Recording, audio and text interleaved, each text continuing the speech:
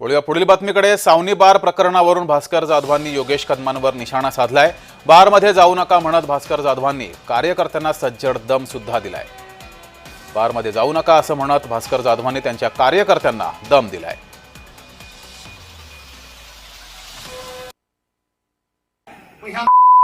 रोज सकाळ संध्याकाळ माझी टिंगलटवाळी करतात, त्यांना वाईट काय वाटतं?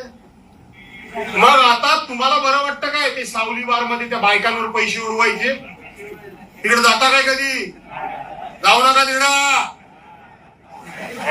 अजिबात तिकडे जाऊ नका। आणि म्हणून हा तिकडचा पैसा इकडे, हे जे छमछम आहे ना, छमछम, तुमच्यातले कधीतरी कोणतरी चुकून गेले असते ते छमछम कसं चालतं ते बघायला। हा जाऊ दे, टीव्हीवर बघताना कोण म्हटलं परवडत नाही, याचा अर्थ कधीतरी उडवून आला।